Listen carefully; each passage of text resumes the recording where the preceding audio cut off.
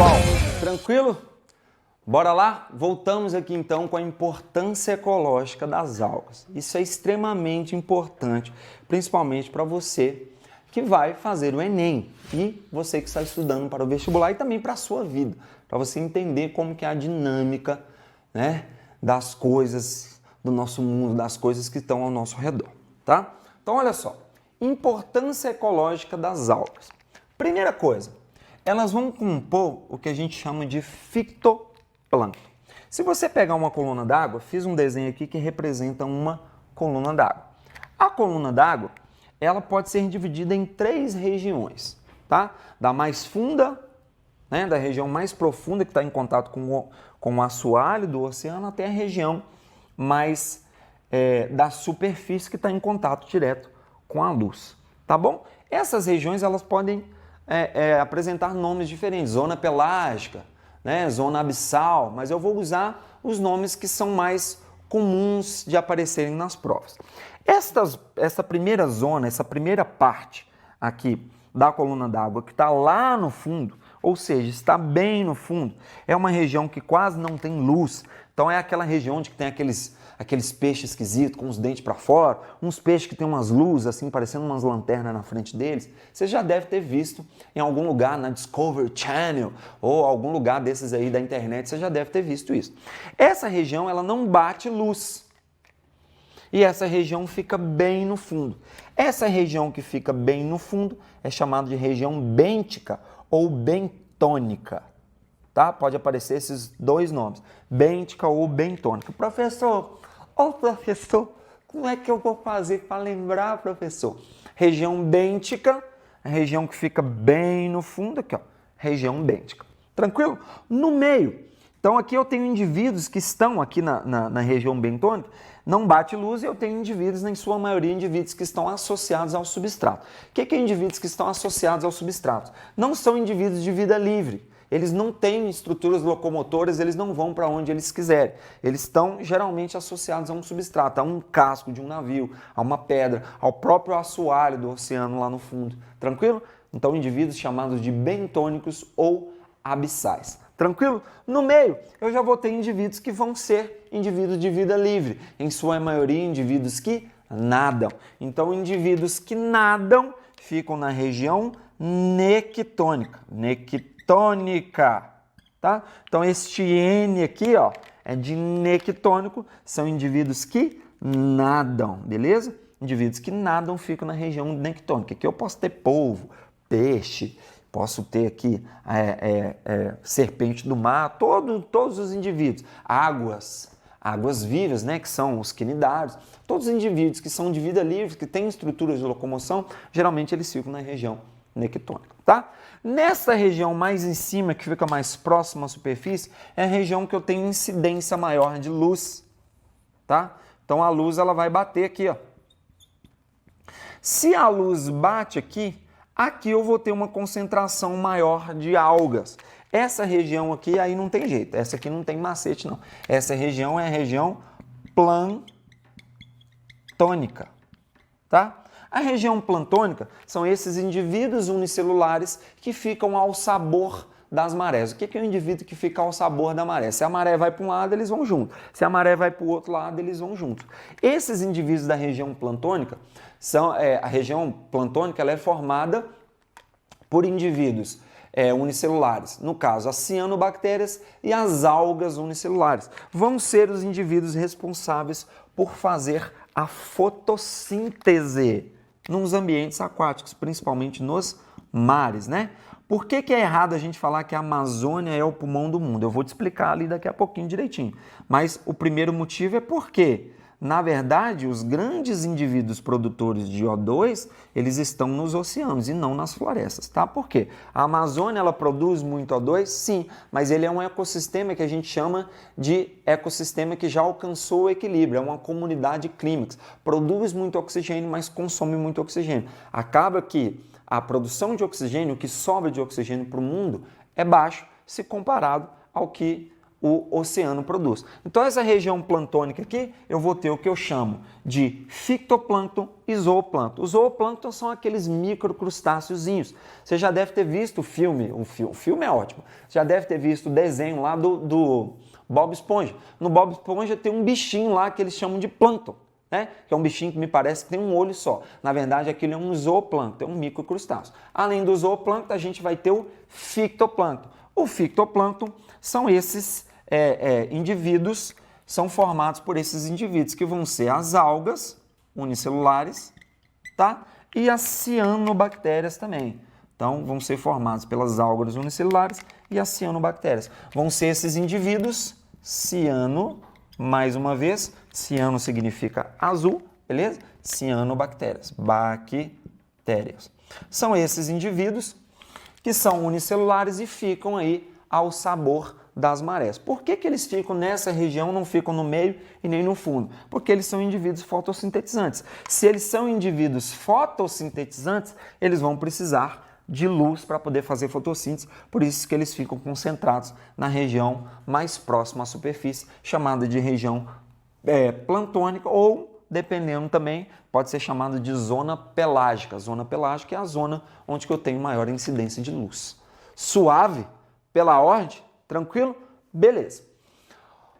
Elas também vão ser produtoras nos ecossistemas aquáticos. Esse é o segundo fator ecológico extremamente importante. Quando a gente diz produtoras, e aí o professor Marcos vai trabalhar isso aqui muito bem trabalhado com vocês, quando a gente fala em indivíduos produtores, são indivíduos capazes de produzir o seu próprio alimento, indivíduos capazes de produzir moléculas orgânicas para ele mesmo.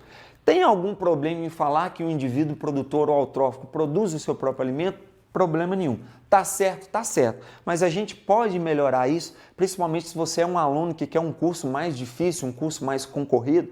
Dá para melhorar isso? Dá. Quando a gente fala que o indivíduo é autótrofo, é aquele indivíduo que produz matéria orgânica sem a ajuda de ninguém, produz matéria orgânica para ele mesmo. Na ecologia, a gente vai chamar isso de biomassa. Então, o que é a biomassa, professor? É todo esse conjunto de matéria orgânica produzida em um determinado ecossistema. Nesse caso, de qual ecossistema que a gente está se referindo? A gente está se referindo a um ecossistema aquático. Tranquilo? Então, olha só, quando a gente fala que elas são produtoras nos organismos, nos ecossistemas aquáticos, a gente vai falar que ela vai produzir a biomassa, tá? Vai fazer fotossíntese e vai produzir a biomassa, matéria orgânica, tá? Geralmente os produtores eles estão na base de uma pirâmide energética ou de uma pirâmide de biomassa. Isso aqui pode ser tanto uma pirâmide energética quanto uma pirâmide de biomassa. Vamos colocar que é uma pirâmide de biomassa. Os indivíduos produtores, eles sempre vão estar na base dessa pirâmide. Então, eles vão estar aqui, ó, produtores, beleza? Os indivíduos produtores, eles sempre vão estar no que a gente chama de primeiro nível trófico. Primeiro nível trófico. Beleza? Aqueles indivíduos que se alimentam dos produtores são chamados de consumidores primários, depois consumidores secundários, depois consumidores terciários, tá? O professor Marcos trabalhou isso com vocês, mas é sempre bom relembrar. Cuidado para você não confundir produtor com primeiro nível trófico, tá? Consumidor primário com primeiro nível trófico. O primeiro nível trófico ele é sempre ocupado pelo produtor, de modos que, na minha terra a gente fala de modos que os consumidores primários, 99% das vezes, eles vão estar no segundo nível trófico e assim por diante. O secundário vai estar no terceiro nível trófico e, no caso aqui, o terciário vai estar no quarto nível trófico. Eu posso ter quaternário, quintenário, sextenário? Posso. Isso aí numa teia alimentar, né? Isso é muito comum. Tranquilo? Então, esse é a segunda importância ecológica das algas. Vamos para a terceira e última que eu trouxe hoje para vocês. Grandes produtoras do O2 mundial. Por que eu falei que o pulmão do mundo não é a Amazônia? Justamente porque a Amazônia produz uma quantidade muito grande de biomassa, ou né, quando faz-se a fotossíntese, produz-se muito O2? Sim, mas nós estamos falando de uma comunidade clímax, né? Tem um intrincamento ecológico altamente diversificado, um intrincamento ecológico altamente complexo. Então, tem muitos nichos ecológicos, tem muito bicho, tem muita fauna, muita flora. Eu tenho sobreposição de nichos, então eu tenho um consumo de O2 muito grande. Uma coisa é eu produzir, trabalhei, fiz R$1.000, gastei 900, sobrou 100. Outra coisa é eu produzir, fiz R$1.000 no mês e gastei 200, vai me sobrar 800. Isso é o que a gente chama na ecologia de produção primária líquida, ou seja, é tudo que você produz, produção primária bruta, menos o que você gasta. De que maneira que os organismos, principalmente os consumidores, vão gastar isso? Na forma de respiração celular. Volta lá nas aulas de ecologia que o professor Marcos trabalhou isso com vocês, muito bem trabalhado. Tranquilo? Então, por que o pulmão do mundo não é a Amazônia? Justamente porque produz muito, consome muito. Porém, nós estamos falando aqui, ó, de indivíduos de algas unicelulares, né? Não tem como você comparar o gasto energético de um indivíduo unicelular com um indivíduo pluricelular. Obviamente, o indivíduo pluricelular vai ter um gasto energético muito maior do que o indivíduo unicelular. Outra coisa que tem que ser levada em conta. Suponhamos que este círculo aqui seja um círculo representando o mundo. Eu vou dividir esse mundo em 4 partes. As partes que eu achurar de azul são as partes em que eu tenho água. Uma parte, 2 partes, 3 partes. Ou seja, então mais ou menos 3/4 do planeta são cobertos por água.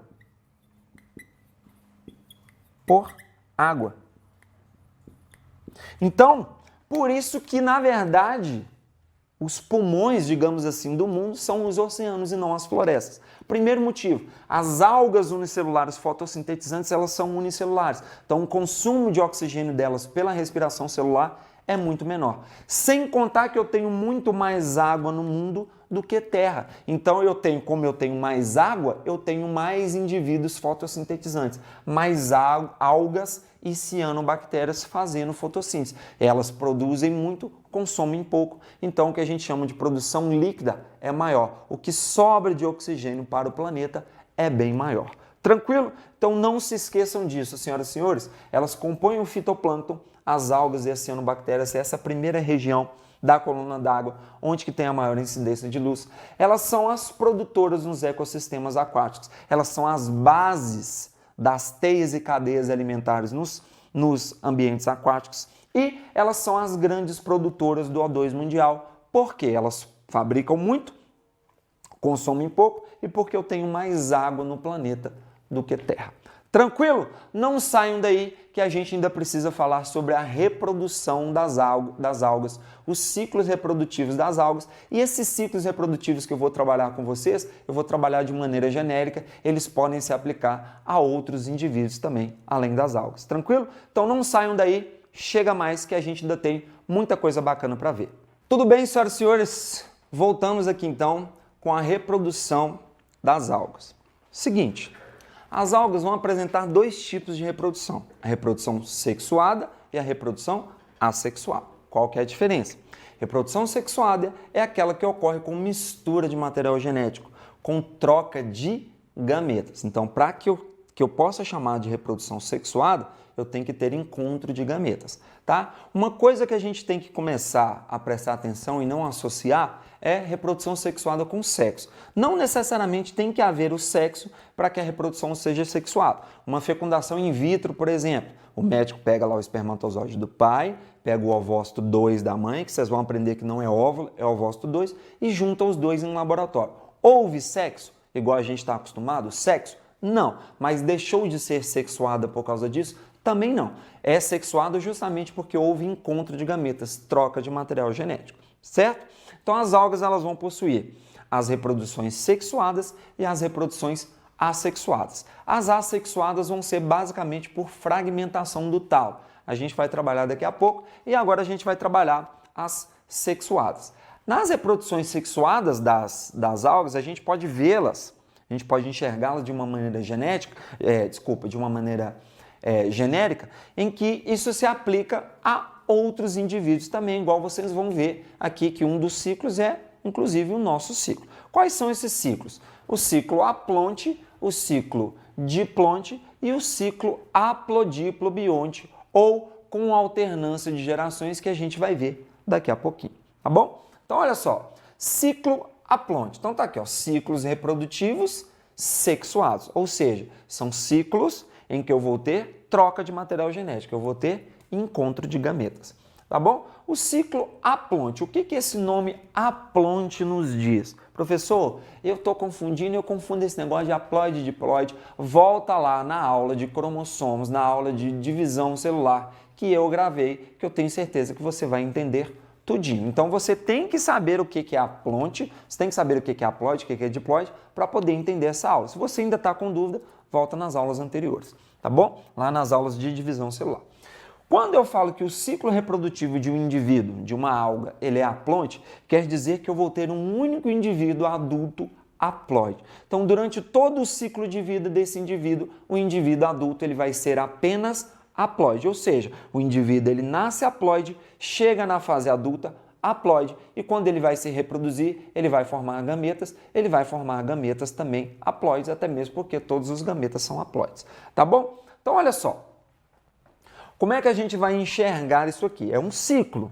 Então, você pode enxergar, você pode começar a analisar esse ciclo de onde você quiser. Eu gosto de analisar a partir do zigoto. Todo zigoto ele é 2N? Todo zigoto ele é 2N. Bom, com raríssimas exceções. O zigoto ele é 2N porque aconteceu a união de dois gametas haploides. Quando eu junto um gameta N com outro, outro gameta N, N mais N vai dar no indivíduo 2N, um indivíduo diploide. O que acontece aqui?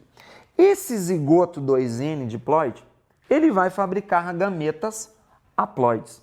Então, eu estou saindo de um indivíduo, de uma célula, diploide, e esta célula vai dar origem a gametas, vai dar origem a um indivíduo que vai virar um indivíduo adulto haploide. Então, o que aconteceu aqui? Quando eu diminuo a haploidia pela metade, quando eu saio do indivíduo, da célula diploide, e fabrico, no caso aqui, 4 células haploides, eu estou fazendo uma meiose. Então, aqui aconteceu uma meiose, tá? A meiose a gente representa com esse símbolozinho. Um R com uma exclamaçãozinha na frente, como eu já falei para vocês, é meiose. Esta meiose que acontece no zigoto, ela é chamada de meiose zigótica. Meiose zigótica ou inicial. O que quer dizer isso? Esta é a primeira célula do ser vivo. De cara, quando eu formo o zigoto, eu já vou lá e já pimba. Já mando brasa, já faço uma meiose. Certo? Então, por que ela é chamada de meiose inicial? Porque a vida desse indivíduo está começando, A partir do momento que eu tenho o zigoto, a vida está começando. Se de cara eu já faço uma meiose no zigoto, zigótica. Inicial porque o zigoto é a primeira célula que vai dar origem àquele indivíduo. Então, esse zigoto sofreu meiose, formou 4 células N, diminuiu a haploidia pela metade, diminuiu o número de cromossomos pela metade, saiu de diploide, foi para haploide, meiose no zigoto, meiose zigótica, tá? Cada uma dessas células vai dar origem a um indivíduo adulto também haploide, tá? O que aconteceu aqui? Houve uma multiplicação celular? Sim, houve uma multiplicação celular, porém essa multiplicação celular ela manteve o número de cromossomos. O indivíduo começou a célula desse primeiro indivíduo haploide e esse indivíduo chegou na fase adulta também sendo haploide. Então aqui é um tipo de divisão celular conhecida como mitose, tá? A mitose eu sempre fabrico 2 células filhas com o mesmo número de cromossomos da mãe, com a mesma ploidia de cromossomos da célula mãe, tá bom? Com a mesma ploidia da célula mãe. Então, eu cheguei na fase adulta sendo haploide. Esses indivíduos, eles vão formar gametas também haploides. De que maneira esses indivíduos vão formar gametas? Por mitose também. Não é o que acontece na nossa espécie. Não é o que acontece na nossa espécie. Professor, eu tenho animais, igual eu já te contei lá, eu tenho animais que também podem fazer gametas por haploide, podem fabricar gametas por mitose? Sim, esses gametas fabricados por mitose, eu tenho animais, por exemplo, tipo o zangão das abelhas, que eles são indivíduos adultos haploides e quando eles vão fabricar gametas, eles fabricam gametas por mitose. Tranquilo? Então, durante esse ciclo de vida desta alga, eu tenho apenas um indivíduo adulto sendo apenas haploide. Se eu tenho um indivíduo adulto haploide, ele permanece haploide durante a vida toda, ciclo haplonte. Beleza? O que quer dizer haplonte, então? Quando eu tenho um indivíduo adulto haploide. Suave? Beleza. Depois desse ciclo, a gente vai ter o ciclo diplonte. O que quer dizer o ciclo diplonte? O indivíduo, ele nasce diploide e chega na fase adulta haploide, ou seja, ele passa a vida adulta dele sendo diploide. Então, o ciclo diplonte é quando eu tenho apenas um indivíduo na fase adulta, quando eu tenho um indivíduo na fase adulta sendo apenas diploide. É o que acontece na nossa espécie. A gente nasce diploide e passa sendo diploide, fica sendo diploide a vida inteira. Então, é um ciclo. Você pode analisar de onde você quiser. Vamos começar aqui do zigoto de novo, tá? O zigoto, ele é a união de dois gametas N, de dois gametas haploides, formou-se o zigoto 2N diploide. O que acontece? Esse indivíduo zigoto 2N, ele vai formar um indivíduo adulto 2N, que no caso das algas aqui é o talo, tá? As algas, elas vão apresentar essa estrutura, esse indivíduo adulto que a gente vai chamar de talo. Na reprodução assexuada, vai acontecer o que a gente chama de fragmentação do talo. O indivíduo adulto simplesmente se tira um pedaço dele, esse indivíduo que saiu como se fosse um pedaço dele, um fragmento dele, vira um indivíduo adulto, reprodução assexual, tá? Então esse talo é um indivíduo adulto diploide. Então, foi formada a primeira célula desse ser vivo que é o zigoto, 2N diploide. Esse indivíduo chegou na fase adulta sendo diploide. Ou seja, não aconteceu meiose. Eu apenas multipliquei o número de células, então eu fiz uma mitose. Tranquilo? Esse indivíduo adulto, então, ele vai formar os seus gametas. Quando ele forma os gametas dele, ele vai fazer meiose. Tá? Sempre que ele faz uma meiose, ele produz 4 gametas. Então, aqui, para produzir os gametas, ele vai produzir os seus gametas por meiose. Tá?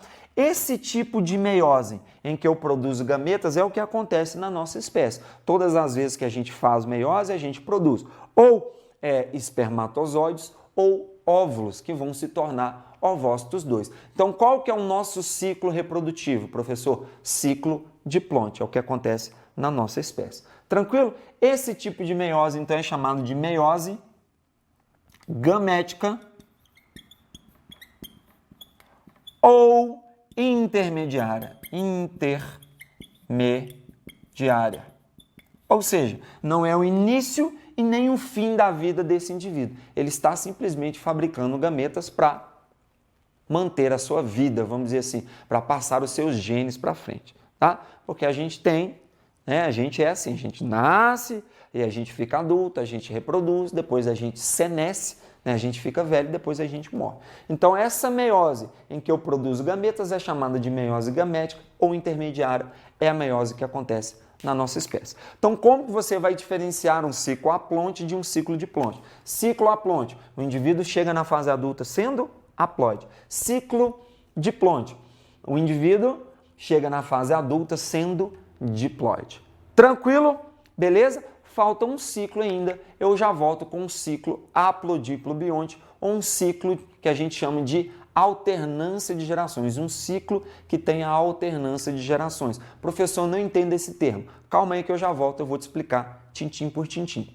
Beleza, senhoras e senhores? Voltamos então aqui para o último ciclo reprodutivo sexuado das algas, o ciclo haplodiplobionte. Então, olha só, ciclo haplodiplobionte ou com alternância de gerações. O que quer dizer o ciclo haplodiplobionte ou com alternância de gerações? Quer dizer que durante o ciclo de vida deste indivíduo, eu vou ter um indivíduo adulto diploide, 2N, mas eu também vou ter um indivíduo adulto haploide N. Ou seja, durante o ciclo de vida, eles vão alternar entre o indivíduo adulto diploide e indivíduo adulto haploide. Vamos entender isso aqui, como é que funciona. Olha só, isso aqui é um ciclo. Então, se é um ciclo, você pode enxergar de onde você quiser. Eu gosto de começar deste indivíduo aqui, ó, que é o indivíduo zigoto. O zigoto, peraí, deixa eu escrever mais para cá. O zigoto, ele é 2N, ou seja, ele é a união de dois gametas, gameta N com gameta N. Este processo aqui é chamado de fecundação. Fecundação. Certo? Então, ocorreu a fecundação. Na fecundação, eu tenho a união de gametas. Eu tenho a união do gameta masculino, do gameta feminino com o gameta masculino, formou o zigoto diploide. O que vai acontecer aqui? Esta uma célula, este zigoto diploide, ele vai dar origem à estrutura produtora de esporos. Algumas algas e quase todos os grupos de plantas, eles não vão produzir os gametas de cara. Eles vão primeiro produzir os esporos, então eles têm que produzir primeiro a estrutura produtora de esporos, que é 2N, e aí sim, esses esporos vão ser produzidos, depois esses esporos vão germinar, e aí que eles vão dar origem à estrutura produtora de gametas, que é o gametófito, certo?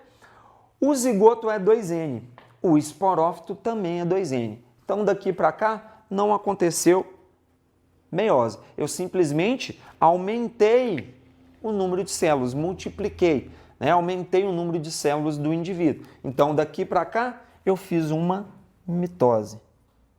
Eu não mexi na haploidia, eu simplesmente aumentei o número de células do indivíduo. Fiz várias células com cópias do DNA idênticos. Vários clones de células, várias mitoses. Tranquilo? E aí formou o que a gente chama de esporófito, tá? Vamos entender a raiz etimológica dessa palavra, que quando a gente for estudar as plantas, isso vai ficar mais fácil de você entender. Olha só, esporo vem de esporos, certo? Fito vem de planta. Então, planta produtora de esporos. Então, o que ela vai produzir aqui? Esporos. Só que presta atenção, os esporos são haploides, são N. O esporófito, ele é diploide. Se eu sou um indivíduo adulto diploide e estou produzindo esporos haploides, sou um indivíduo adulto diploide, estou produzindo esporos haploides, qual que é a divisão celular que eu fiz? Sempre que eu diminuo a haploidia, sempre que eu altero a haploidia do indivíduo, diminuo o número de cromossomos pela metade, eu estou fazendo uma meiose. Então tá aqui, ó. Aqui aconteceu o quê? Meiose. E aí vão formar esporos N. Qual que é o nome desta meiose? Essa meiose é chamada de meiose espórica, tá? Esta meiose espórica é chamada de meiose espórica porque ela é a meiose que produz esporos. Tranquilo? Meiose que produz esporos. Tranquilo, senhoras e senhores? Então, esporos N. Esses esporos aqui, ó, eles vão dar origem às estruturas produtoras de gametas. Tranquilo? Então, o que acontece? Esses indivíduos são N, vão dar origem às estruturas produtoras de gametas que também são N. Então, eu também não mexi na haploidia. Então, aqui também aconteceu mitose. Tranquilo? Então, ó, gametófito, gametófito. Tranquilo? Aí sim, quando eu tenho um indivíduo adulto haploide, esse indivíduo adulto haploide vai produzir os gametas diploides. Beleza? O que acontece aqui? Vai produzir os gametas também haploides. Só que aqui eu sou um indivíduo haploide que também vai produzir gametas haploides, tá bom? E aí o que acontece? Se eu não estou mexendo na haploidia, eu simplesmente vou fazer também mitose. Então a única meiose que acontece é a meiose para a formação de esporos. Na aula passada, eu te falei que a meiose gamética era meiose intermediária. Tá errado. É meiose final, porque o indivíduo já está produzindo os gametas. Então é meiose gamética final. A meiose espórica intermediária é essa aqui, meiose espórica ou intermediária, tá? Conserta lá depois. Tranquilo? Meiose espórica ou intermediária. É esta meiose onde que eu produzo os esporos, ou seja, não é nem o começo e nem o fim da vida do indivíduo. Então, na aula passada, eu falei intermediário, mas na meiose, na verdade, é meiose gamética final, porque o indivíduo já está pronto para reproduzir, então ele já está passando os seus genes para frente, ou seja, subentende-se que ele já está pronto para morrer, digamos assim. Se ele já produz os gametas, ele já está pronto para morrer. Tranquilo? Então, se eu tenho um indivíduo adulto diploide e um indivíduo adulto haploide, eu chamo esse ciclo de alternância de gerações, tá? Vai acontecer a meiose espórica ou intermediária. Este ciclo também pode ser chamado de ciclo haplo-diplo-bionte. Tranquilo? Só queria comentar algo com vocês antes da gente fechar, é que as algas, elas também vão se reproduzir de forma assexuada, né? Só deixar esse registro aqui, ó, assexuado. A forma mais comum de reprodução assexuada das algas vai se chamar fragmentação do talo. Eu já falei isso na aula passada, mas é só para reforçar, só para ter esse registro aqui, tá? Todos esses ciclos que a gente viu são ciclos sexuados. Quando ela vai se reproduzir assexuadamente, a forma mais comum, que já caiu em prova, é simplesmente fragmentação do talo. O talo, ele se fragmenta, forma-se um pedaço, um fragmento daquele próprio talo, e aquele talo gruda no substrato e vira um indivíduo adulto geneticamente idêntico ao indivíduo original. Ou seja, eu não tenho troca de material genético, eu não tenho mistura de material genético, portanto, reprodução assexuada. Tranquilo, meus queridos? De boa? Então, espero que vocês tenham gostado da aula, tá? Foi um prazer e nosso, uma explosão de alegria. Mandem brasa, beijo, tchau, juízo e até a próxima aula. Fiquem com Deus.